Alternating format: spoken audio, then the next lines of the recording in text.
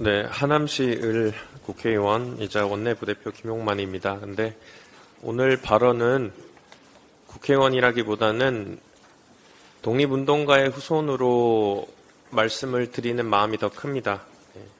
발언 시작하겠습니다. 얼마 전 광복 회장님께서 용산에 밀정의 그림자가 존재한다고 말했습니다. 저는 조금 다르게 생각합니다. 저는 용산 그 자체가 밀정일 수도 있겠다는 생각이 듭니다. 독립기념관이 개관 37년 만에 처음으로 광복절 경축식을 진행하지 않는다고 합니다. 얘기를 들어보니 광복절 경축식을 개최하기로 했다가 정부가 주최하는 경축식에 관장이 초대됐다라고 돌연 행사를 취소한 겁니다. 중앙정부 경축식에 초대를 받아서 취소한 겁니까? 아니면 아무도 참석을 하지 않으니까 취소한 겁니까? 이뿐만이 아닙니다. 1965년 설립 이래 처음으로 광복회가 광복절을 가지 않는다고 선언했습니다. 지금 독립운동계는 김영석 독립기념관장 임명으로 상상도 못한 초유의 사태들을 겪고 있습니다. 김영석 관장의 취임 첫 일성이 친일파의 명예를 회복시키는 것이라고 합니다. 독립기념관은 독립운동과 관련해 객관적으로 자료를 수집하고 연구, 교육, 전시하는 역할을 수행해야 하는 곳입니다. 그런 곳에서 신임 관장이라는 사람이 특정한 목적을 사전에 설정해두고 친일파 복권이라는 목표에 맞춰서 역사를 해석하겠다는 참 기가 막힌 상황이 벌어지게 된 것입니다. 그는 과거에 국민청원을 통해서 백선엽 장군을 국립현충원에 안장하고자 했다면 이제는 독립기념관장으로서 백선엽의 역사적 평가를 공식적으로 조정하게 된 것입니다. 아마도 그렇기에 김영석 관장이 독립기념관장으로 임명되는 것에 대해 우리 국민들 10명 중에 7명이 반대를 하지 않았을까 생각됩니다. 이런 문제투성이 뉴라이트 인사를 독립기념관장으로 어떻게 앉힐 수 있다는 말입니까? 대통령실은 독립기념관에서 1순위로 제청한 후보자를 임명했을 뿐이라고 합니다. 근데 참 이상합니다. 저희 의원실에서 독립기념관으로부터 받은 답변에 따르면 독립기념관은 공개 모집을 통해 최종적으로 선발된 3명에 대해 우선순위 없이 국가본부에 제출했다고 답변했습니다. 이 사실을 확인하기 위해서 보훈부에 대통령실에 어떻게 제청했는지 자료를 요청했는데 언제 제청했는지, 몇 명을 제청했는지, 누구를 제청했는지 그 어떤 자료도 줄 수 없다고 합니다. 독립기념관과 대통령실 둘 중에 누군가가 거짓말을 하고 있는 겁니까? 아니면 보훈부에서 후보자를 제청할 때 장난질을 쳤다는 겁니까? 그것도 아니면 김영석은 내정되어 있었고 모든 절차를 그 형식에 마쳤다는 겁니까? 대통령실은 또 윤 대통령이 김 관장을 개인적으로 알지 못했다고 하고 김영석 관장도 취임사에 공고를 보고 지원하게 됐다고 합니다. 그렇다면 임원추천위원회 서류 면접 모두 통과하고 보훈부로부터 제청받아서 대통령에게 임명되는 모든 과정을 거쳤는데 정상적으로 정말 뉴라이트가 독립기념관장이 된 겁니까? 김영석 관장은 뉴라이트라는 개념이 뭔지 모르겠다고 합니다. 제가 뉴라이트라는 얘기를 처음 들어봤다 이렇게 얘기를 합니다. 그래서 관장님 제가 뉴라이트가 뭔지 말씀드릴 테니까 듣고 한번 본인을 평가해 보십시오. 소위 뉴라이트라고 하는 사람들은 1919년에 대한민국 임시정부 수립을 부정합니다. 48년 정부 수립일을 건국절이라고 부르고요. 8월 15일 광복절을 건국절이라는 이름으로 바꾸고자 주장합니다. 한마디로 독립, 즉 광복을 거부하고 건국을 주장하는 겁니다. 이들은 또 임시정부를 이끌고 평생 조국 독립에 헌신한 독립운동가를 폄훼하고요. 4.19 혁명으로 국민들에게 쫓겨난 독재자 이승만 대통령을 국부라고 떠받들고 있습니다.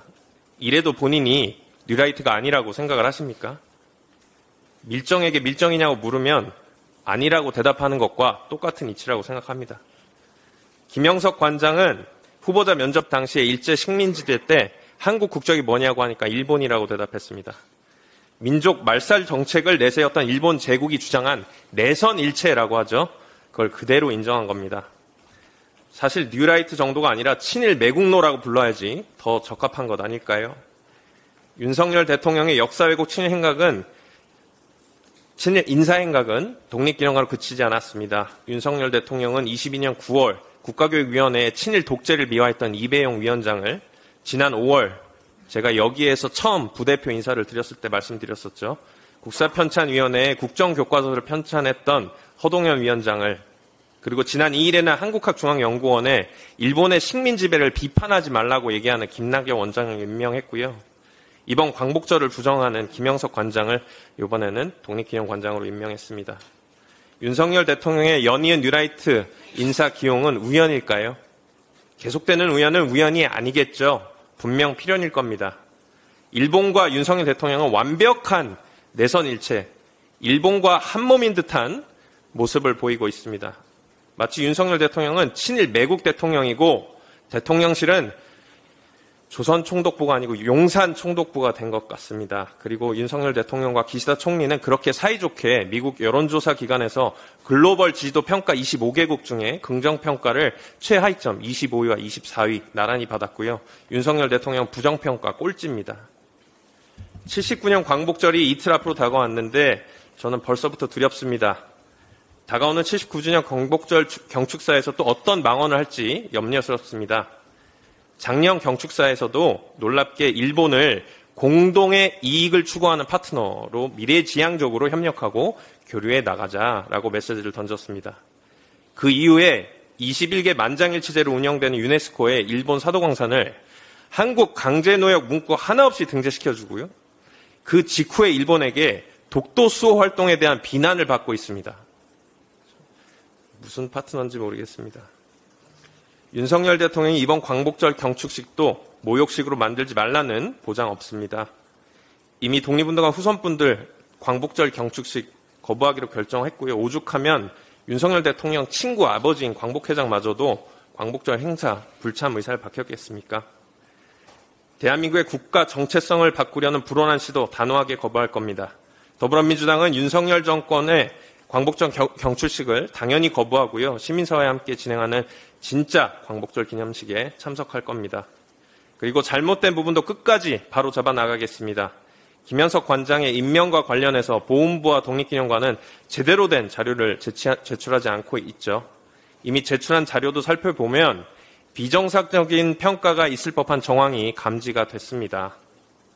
그래서 정무위원님들과 함께 또 연구모임, 우리 행동포럼과 함께 독립기념관을 방문해서 임명 및 추천과 관련된 자료를 직접 열람을 할 거고요. 김영석 관장을 1등으로 만들기 위한 점수 조작이 있었는지, 보훈부는 무엇을 근거로 김영석 관장을 제청한 것인지 이 사건의 진상을 밝히기 위해서 내일 오전 독립기념관을 직접 방문하겠습니다. 윤석열 정권은 계속해서 결론을 지어놓고 거꾸로 과정을 끼워 맞추고 있습니다. 양평 고속도로도 그랬고 명품백 수수 사건, 최혜병 사망 사건, 그리고 이번에 독립기념관장 선임까지 온갖 비리와 부정으로 자신이 마치 제왕이라도 된 듯한 태도 속에서 대한민국의 면면이 부정으로 썩어 들어가고 있습니다. 내년이 광복절 80주년인데요. 어쩌면 제2의 독립운동을 해야 될지도 모르겠습니다. 거부권에 중독됐고요. 보수를 빙자한 무법, 부정, 신친일 정권으로부터 독립운동을 해야 될 거라고 생각을 합니다. 이상입니다.